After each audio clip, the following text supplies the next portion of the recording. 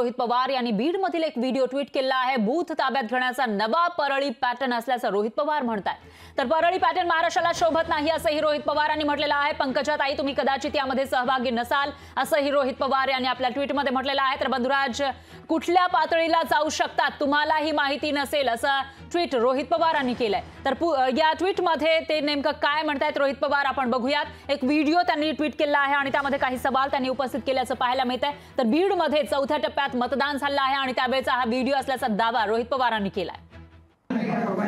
भाजपच्या गावगुंडांनी मतदार केंद्रावर येऊन बोगस मतदान करण्यासाठी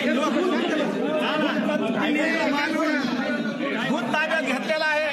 तरी सर्व पोलीस प्रशासनाने याच्याकडे लक्ष द्यावं।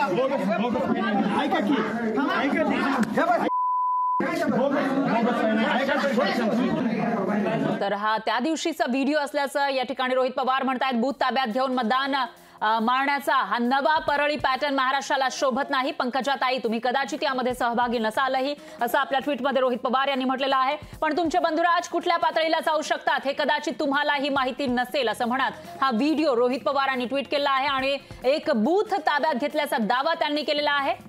महाराष्ट्रासारख्या राज्यामध्ये असे प्रकार घडून आणण्याची हिंमत येतेच कुठून असा सवाल त्यांनी उपस्थित केलाय। तर असे प्रकार करण्याची गरज पडतेच का असाही सवाल रोहित पवार यांनी विचारलेला आहे। बूथ ताब्यामध्ये घेऊन मतदान करण्याची ही परळी पॅटर्न कुठला असा सवाल त्यांनी केलाय। सत्तेतून ही हिंमत येत असेल तर मग ही लोकशाहीसाठी निश्चितच धोक्याची घंटा आहे असंही रोहित पवार यांनी आपल्या ट्विटमध्ये म्हटलंय। निवडणूक आयोगाने स्थानिक मंत्री महोदयासह स्थानिक प्रशासनाची चौकशी करावी ही विनंती। निवडणूक आयोग किती दिवस बघ्याची भूमिका घेणार असाही सवाल त्यांनी उपस्थित केलाय। सत्तेतून ही हिंमत येत असेल तर मग ही लोकशाहीसाठी निश्चितच धोक्याची घंटा आहे असं रोहित पवारांनी हा व्हिडिओ ट्विट करताना सांगितलेलं आहे। आणि त्याचबरोबर निवडणूक आयोग किती दिवस बघ्याची भूमिका घेतं ते बघूया असंही म्हटलंय। लोकशाही मराठी ऐका, पहा, जागरूक रहा।